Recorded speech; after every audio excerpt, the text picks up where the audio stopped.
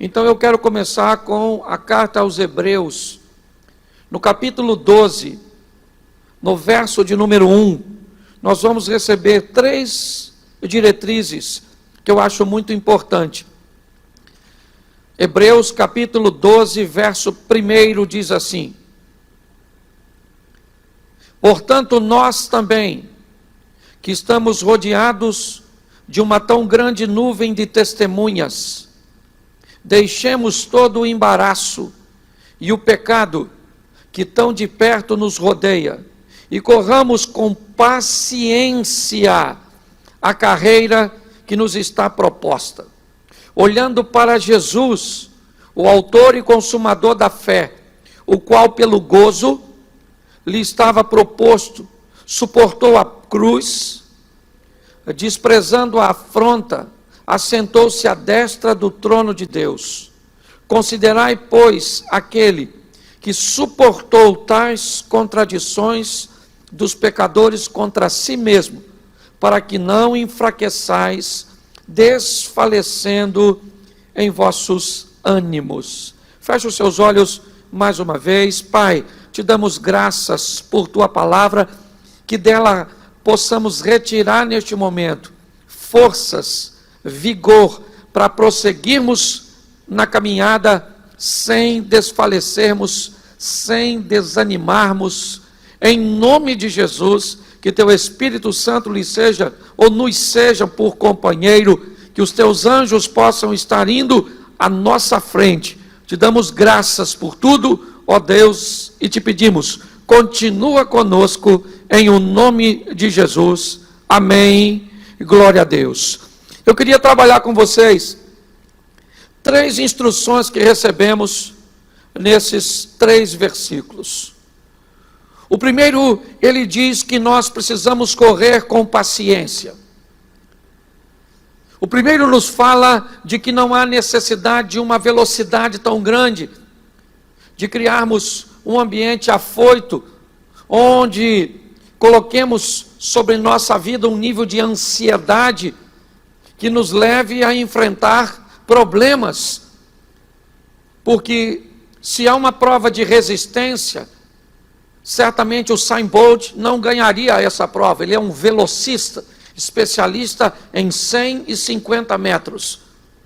Mas um maratonista, alguém apto a saber que ao longo do percurso, ou do percurso que irá fazer, terão subidas, descidas, muitas vezes terrenos instáveis, terão que se desviar de alguns obstáculos, resistir às dores, para que consiga chegar até o final. Quando nós olhamos 3 direções, nós recebemos aqui. A primeira é a paciência. Precisamos ser paciente para essa caminhada cristã.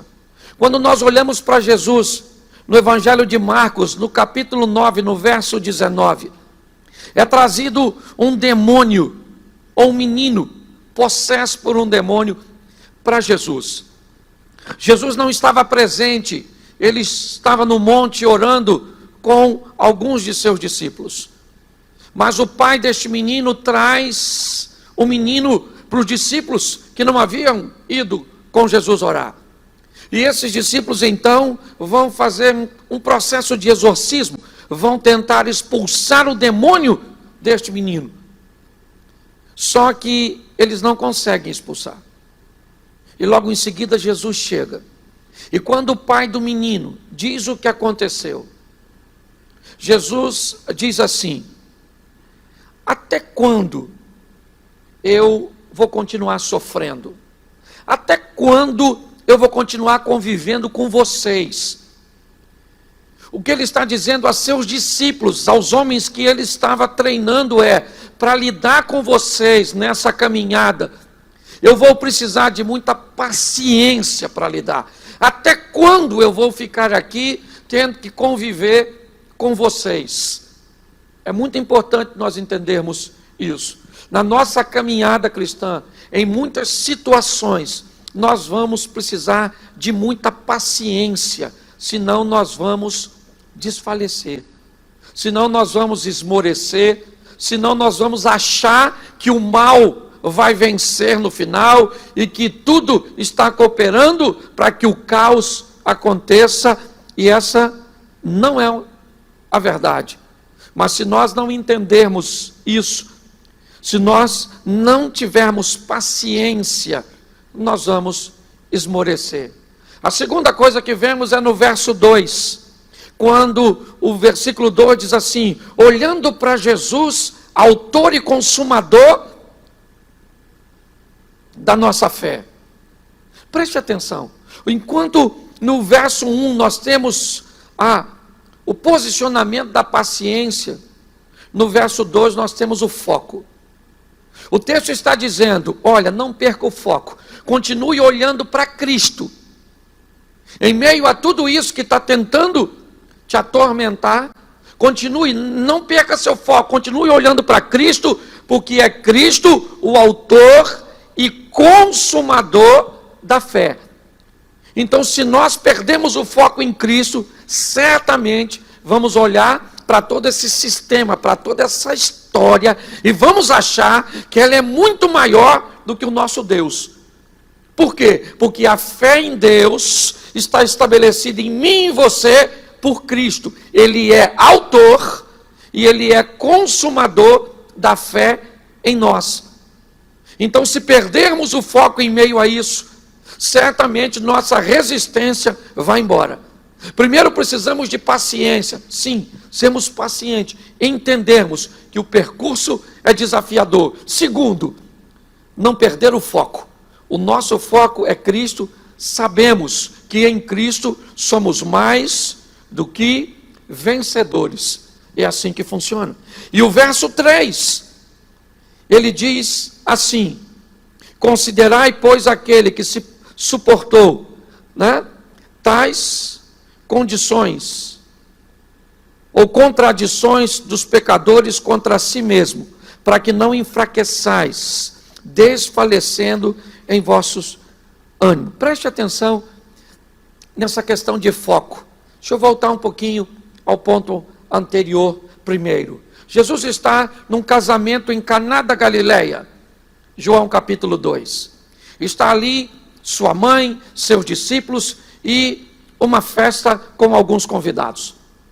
De repente, Maria nota que o vinho daquela festa não será suficiente para ir até o final.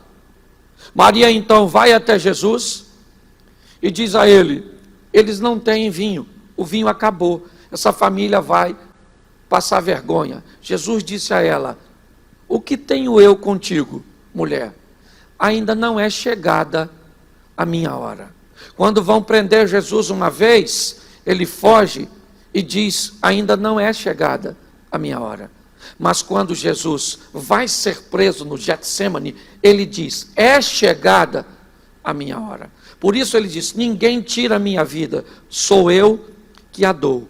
Eu queria que você prestasse atenção, porque voltando para o foco, não tinha problema nenhum ele fazer o milagre da transformação, ele fazer o milagre de ressuscitar um morto, de curar alguém, mas muito mais do que isso, ele não perdia o foco. Ele sabia que o foco estava na cruz, morrer sendo santo para salvar todos os pecadores num sacrifício único.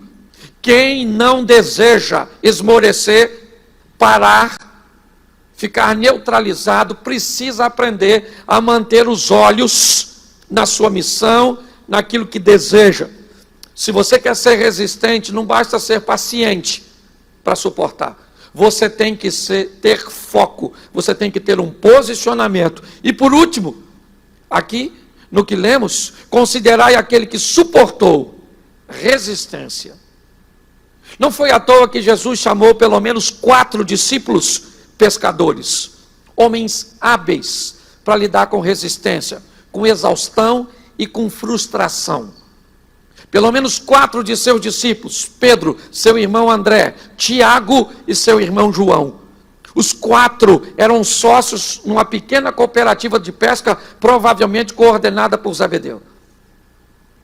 Mas quando nós olhamos para isso, o que vemos? Pessoas aptas, resistentes. O que nós voltamos essa manhã em nosso barco? Nada. Nosso barco está vazio. Mas e amanhã? Amanhã nós vamos sair para pescar novamente.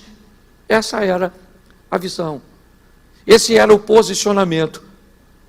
Pessoas resistentes. Vamos lá, vamos pegar Mateus capítulo 4, Jesus no monte da tentação, 40 dias sem comer.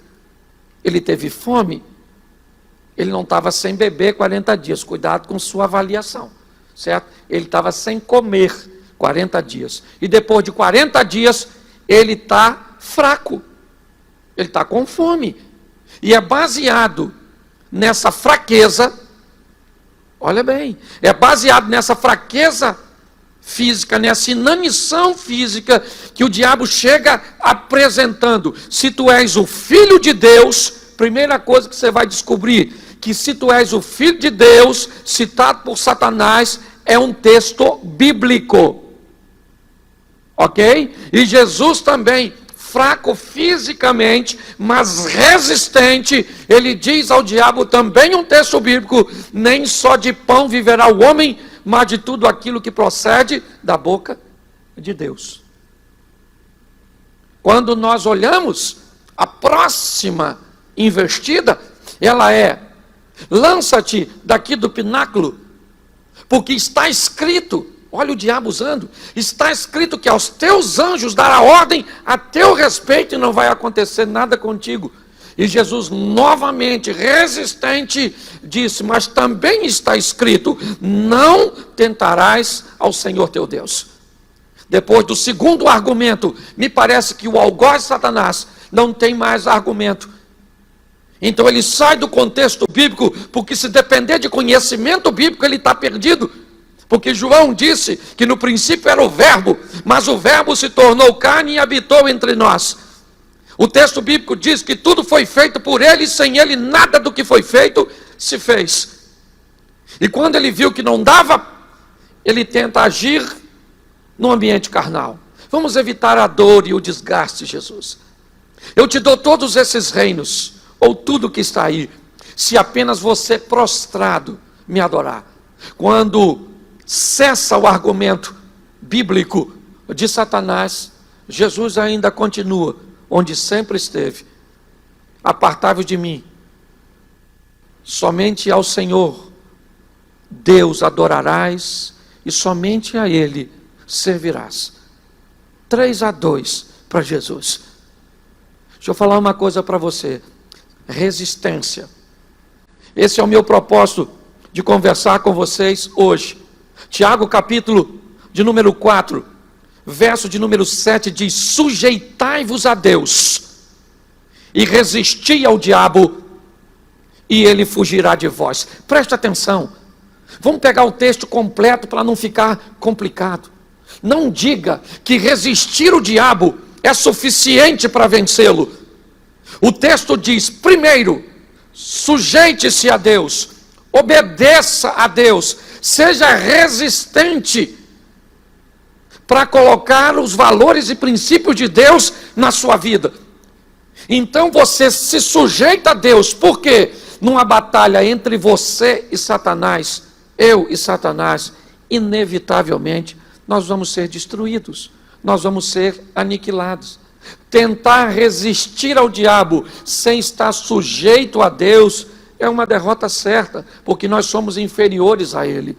Mas quando o texto diz, sujeite-se a Deus, por quê? Porque isso me dará força, resistência, paciência, foco, e com Deus eu resisto ao diabo, porque se ele me atacar, a Bíblia diz que o Senhor dará ordem aos seus anjos a meu respeito, porque os anjos do Senhor estão acampados ao redor daquele que o teme e os livra.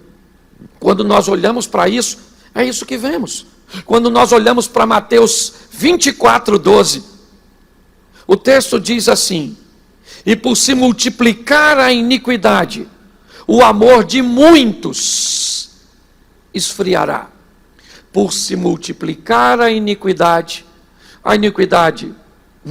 na política, a iniquidade do nosso sistema de mídia e de divulgação, para aumentar a iniquidade no ambiente moral, familiar e, por que não dizer, até mesmo religioso. A iniquidade aumenta, com o aumento da iniquidade, o amor esfria. É assim que funciona. Nosso relacionamento com Deus é intenso, é aquecido, é próximo, mas conforme a iniquidade vai entrando na nossa vida, inevitavelmente o nosso amor vai esfriando pela Bíblia, vai esfriando pela oração, vai esfriando pela igreja, vai esfriando para com Deus. Inevitavelmente, nós começamos a encontrar respostas e argumentos para não sermos mais fiéis, para não virmos mais aos cultos. Nós temos toda essa estrutura, mas o verso 13 desse mesmo texto diz: mas aquele que perseverar até o fim será salvo. Olhe bem, ele diz que a iniquidade aumenta para quem? Para todos. E nesse ambiente de todos, o que acontece com alguns se esfriam, e o que acontece com outros perseveram, e aqueles que perseveram até o fim serão salvos. E o que se esfriaram? Aqueles que se esfriaram. É lógico que nós gostaríamos de colocar todo mundo nos braços de Deus. É muito difícil para um pastor, ou acredito para qualquer pessoa, botar alguém nos braços de Satanás. Eu nunca vi ninguém num velório, seja de uma pessoa de bem, ou seja de um salafrário, alguém dizer que aquele indivíduo foi para o inferno. Ninguém lança uma sentença dessa. Ali está toda a família, está a mãe, os irmãos e toda a estrutura daquela pessoa. Mas nós não somos tolos. E entendemos que a Bíblia está dizendo de uma forma muito clara. Ela diz: a iniquidade cresce. E cresceu. Está aí. Está aí em todos os lugares onde estamos vendo. E com o crescimento da iniquidade, o amor de muitos, mas não de todos. Isso é que é importante. Muita gente vai esfriar, mas como diz a carta aos Hebreus, nós não somos daquele que retrocedemos, nós somos daqueles que vamos adiante para a conservação da alma. O ambiente é hostil, é inóspito, é desafiador, é movediço, é caótico, mas nós vamos continuar crendo, porque nós vamos perseverar até o fim, porque nós não abrimos mão daquele sangue derramado na cruz para mudar a nossa história e colocar o nosso nome escrito no livro da vida. Quando nós olhamos para isso, o que nós vemos? Vemos 1 Tessalonicenses, capítulo 5, verso 23. O mesmo Deus de paz vos santifique em tudo, e todo o vosso espírito, alma e corpo sejam plenamente conservados, irrepreensíveis para a vinda de nosso Senhor Jesus Cristo. Nesse ambiente que temos, precisamos de resistência. E eu acho, nós estávamos conversando isso esses dias, de que o título do ano, o ano do reconhecimento, nunca foi tão apropriado, para o momento. Nós estabelecemos ele no início de janeiro, onde essa estrutura toda não estava acontecendo ainda. Mas mostrar que nesse ambiente, nós vamos reconhecer que Deus está onde sempre esteve, que é quem sempre foi para nós, é algo de muita expressão. Quando nós olhamos aqui, o texto diz corpo, alma e espírito. Hoje, se pessoas não estiverem ou não tiverem resistência nas 4 áreas que eu vou falar, elas provavelmente vão ter grandes prejuízos. Se você não for resistente hoje na área financeiro,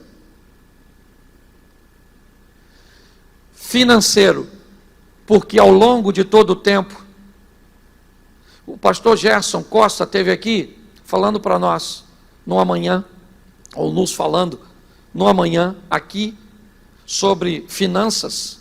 Ele disse que nós fomos ensinados a economizar dinheiro para esperarmos uma crise.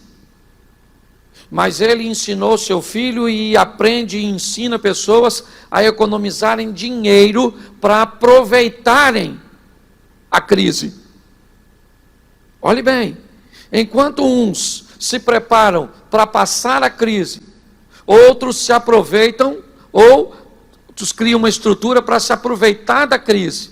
Mas eu aprendi que tem gente que não se prepara nem para sobreviver à crise e nem para se aproveitar na crise. Olhe bem, se hoje pessoas não tiverem resistência financeira, e ela não vai vir de agora, porque resistência não é coisa que você faz no momento, resistência é coisa que você faz antes, certo? Ninguém vai chegar aqui agora e vai levantar 200 quilos, pelo menos nenhum de nós, acredito eu, porque alguém, para começar, para levantar 200 quilos, vai ter que levantar 30, vai ter que levantar 50, vai ter que levantar 70, vai ter que levantar 100, ele vai ter que desenvolver uma resistência. Hoje, pessoas, inevitavelmente, se não conseguiu montar ao longo de toda a sua vida, seja ela de 20, 30, 40, 50, uma resistência financeira, a grande maioria de nós achamos que a crise nunca vai chegar, e que se ela chegar, ela só chega para os infiéis, e não para os fiéis. Talvez hoje, nós tenhamos, ou estejamos vendo isso de uma forma muito enfática. A Bíblia diz que o sol nasce para o justo e para o injusto, a chuva cai para o justo e para o injusto. Quando nós olhamos para essa percepção, descobrimos que o fiel perde emprego e o infiel também. O infiel sofre um acidente e o fiel também. Quando nós olhamos para esse ambiente, precisamos criarmos uma preparação. E essa preparação é algo que muitas pessoas, eles não se preocupam. Então hoje, famílias que não criaram uma resistência financeira, econômica, e muitos deles não criam, porque acham que economizar 50, 100 reais por mês não é nada. Mas se pessoas economizassem 50 reais nos últimos 5 anos por mês, você pode ter certeza que hoje talvez ela teria dentro da sua estrutura, porque é só você olhar, quem só pode guardar 50 reais por mês, provavelmente é alguém que vai ter no máximo um operacional de 1.000 mensal. E se ele pegasse, nesses 5 anos, e guardasse 600 reais por ano, ele teria 3.000, e esses 3.000 que ele teria guardado em 5 anos, seria a resistência para ele durante 3 meses de crise. Mas a grande maioria sequer foram capazes de criar uma resistência financeira. E hoje, empresários estão falindo, pessoas já não estão mais conseguindo, seus compromissos estão virando dívidas, porque para mim só é dívida depois que vence. Antes de vencer não é dívida, é compromisso, certo? Só se torna dívida depois que venceu. Antes de vencer não é dívida, é um compromisso que eu tenho. Segunda área que precisamos, e que às vezes muitos de nós sequer sabíamos, a área física. Hoje precisamos investir na nossa imunidade. Quantas pessoas sequer sabiam que estavam fragilizadas? E agora não sabem direito, porque algumas pessoas, ao contrário, olhavam para grupo de riscos, e existem eles, mas nós já recebemos notícias de que pessoas aparentemente sãs, em idades que não seriam idades de risco, já estão tendo sérios problemas. Então nós precisamos hoje dar uma olhadinha em como estamos comendo e como estamos dormindo, se estamos nos guardando de verdade ou não. Resistência física. Se nós não olharmos para esse ambiente, nós vamos ter problema. Terceiro, resistência emocional. Eu não sei você que está aí me ouvindo, ou esse grupo pequeno que está aqui. Eu tenho ouvido tanto troço, agora deu uma diminuída, e eu ouço pouco porque eu fico fora, quase o dia todo. Mas quando chego em casa, eu ouço tanto troço dessa doença, que eu já tenho sintoma. Tem hora que me dá falta de ar, dor no peito, certo? Dor de cabeça, eu acho que eu estou quente. Ou seja, se nós não tivermos resistência emocional, você liga a televisão e olha para o Equador, urubu voando. Olha bem. Se você não for resistente, sabe o que está acontecendo? Eu falei ontem com um amigo, uma moça do Ministério de Louvor, uma menina bem casada, estruturada, sabe? Não vou nem falar a cidade, porque possa ser que... Mas, ela tentou suicídio. Não foi resistente emocionalmente. Pessoas que nem foram mandadas embora ainda, e já está apavorada, porque pode perder o emprego. Então, inevitavelmente, você quer uma dica para ficar bem emocionalmente? Primeiro, não vou botar você alheio às notícias não, mas pegue um jornal sério, um repórter sério, ok? E assista para você não ficar. Aí você muda de um para o outro, aqui morreu 20, lá morreu 30, aqui está dando notícia do Irã, aqui da China, aqui da Itália, aqui dos Estados Unidos, e mostra a carreta fulano morrendo, e o outro, as filhas dos filhos. E se não basta, ainda já estão falando do mosquito. Eu estava vendo a repórter, saiu do vírus e foi com o mosquito, que parece que é Deus. Tríplice ação, chikungunya, dengue e zika. Se nós não guardarmos e não buscarmos uma resistência emocional, vamos cair em depressão, sim, vamos ficar desanimados, temos que ser resistentes. Pare de assistir essas porcarias, de botar esses lixos dentro de você, escolha um, esses grupinhos de WhatsApp, essas brincadeiras do vírus, já atrapalha a gente. Se não tivermos resistência emocional, nós vamos ter sérios problemas, e é por isso que muitos casais e famílias já estão tendo problema para ficar no isolamento social, que aliás, diga-se de passagem, precisa ser bem visto, porque eu vejo esses artistas globais, eu vejo esses camaradas aí, cantores, essa turma aí, né, lá de cima, falando de isolamento social.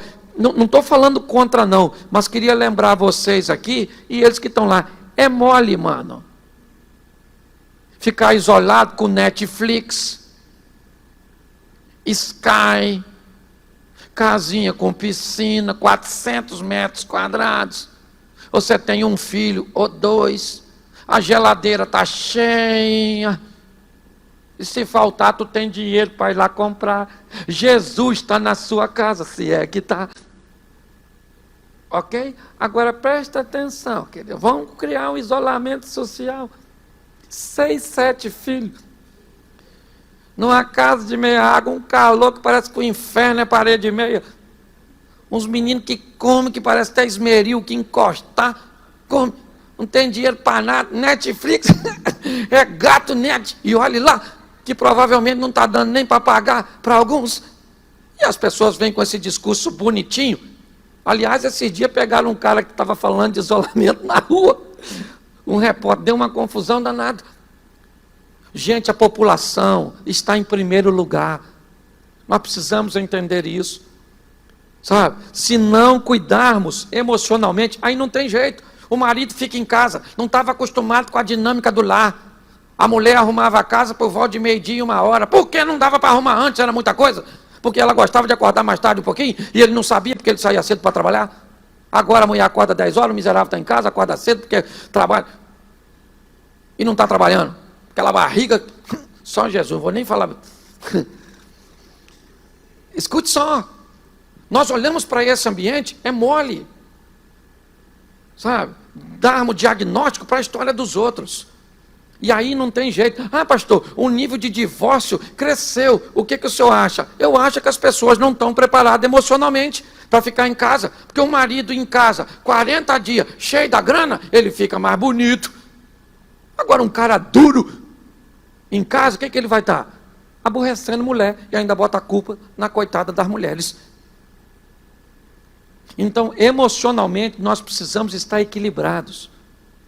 Porque, presta atenção, eu já falei financeiramente desequilibrado. Você imagina, um indivíduo sem dinheiro, um indivíduo sem saúde ou com alguém dentro de casa, porque já não tem dinheiro, perde a saúde, precisa comprar remédio, e agora está nesse convívio de isolamento e nessa situação que tem tendência, segundo informações, a ficar mais acirrada. Me disseram ontem, eu não sei porque você não sabe o que é fake e o que não é, que já já nós vamos ser proibidos de sair de casa sem máscara. Eu não sei se você ouviu falar isso, mas eu ouvi. Aí ontem alguém na minha live perguntou: pastor, olha só, eu estou sem pintar o cabelo, estou horrorosa. Meu marido já está botando defeito em mim, o que é que eu faço? Falei: minha filha, além da máscara, bota uma touca. Mas arruma um jeito, porque a crise está para todo mundo, querido. O outro falou comigo: pastor, mas as pedras estão no caminho. Eu falei: melhor uma pedra no caminho do que duas nos rins. Nós temos que olhar a estrutura por um ângulo diferente. Emocionalmente, pastor, o senhor faz graça de tudo, mas se eu não fizer, eu vou ficar do mesmo jeito que muita gente está doente, adoecida, com essa visão pessimista. E por último, nós precisamos de uma resistência espiritual, porque isso não é coisa só humana, não. Não é homem que vai resolver e vai tirar o mundo dessa situação, não. Só Deus intervindo. E para Deus intervir, o povo tem que clamar, porque o povo que se chama pelo meu nome, se ele se humilhar e orar e se converter dos seus maus caminhos, então eu ouvirei do céu, olha bem, e virei e sararei a sua terra. É assim que funciona. Nós precisamos de resistência espiritual. O que eu estou vendo hoje, na grande maioria, o povo tem resistência financeira? Não. Bastou um mês, que estamos chegando aí, um mês, e já é o suficiente para a maioria estar enrolada. E não fale comigo que ganha pouco. Economizar dinheiro não tem a ver com quantidade que você ganha. Entendeu? Se você fosse alguém que economizasse e que tivesse uma linha de segurança e de resistência, você hoje poderia dizer para alguém: rapaz, eu juntei R$500 durante os 5 anos. E alguém poderia dizer assim: mas R$500 não é nada. Não é nada? Vai pagar R$500 para você ver. Então, muita gente hoje não tinha e não tem resistência financeira, não tem resistência física no que diz respeito a doenças, não tem resistência emocional, está nesse emaranhado de emoções totalmente distorcidas, criando confusões dentro de seus lares, e não tem resistência espiritual. Se nós buscarmos agora, talvez, o mais difícil seja o financeiro. Mas hoje você pode mudar seu foco, olhar e dizer: eu vou criar uma resistência emocional. Como? Parando de ouvir todas essas coisas negativas, de conversar com todas essas pessoas que muitas vezes estão dentro da nossa própria casa, mas impregnada por essas informações, só falam de caos. Eu vou criar uma resistência física, vou beber bastante água, vou procurar comer direitinho, vou procurar dormir direitinho e vou me manter nesse isolamento, porque contrair o vírus, eu sei que eu vou contrair, mas que ele tenha o menor impacto possível na minha vida, para que sequer eu precise ir a um posto de saúde para me cuidar. E principalmente, ter as minhas emoções resistentes para lidar com o ambiente de casa que eu não estou acostumado a lidar, com o marido em casa que você não estava acostumado para lidar, com os filhos em casa, porque está todo mundo em casa. Antigamente o marido estava de férias, os filhos estavam no colégio. Os filhos estavam de férias, o marido estava no colégio, ou o marido estava trabalhando. Hoje os filhos estão em casa, o marido está em casa, a mulher está em casa, ninguém tem dinheiro ainda. Vemos esse ambiente de saúde e olhamos para essa situação emocional. Ah, pastor, mas eu não tenho força para nada, sabe? O senhor falando disso, eu cheguei à conclusão que eu não tenho resistência nenhuma financeira, nem física e nem emocional. Então faz o seguinte, começa pela espiritual. Pegue Deus e leve para a sua vida de verdade. E fale para Ele, Senhor, eu vou me sujeitar ao Senhor, como disse Tiago.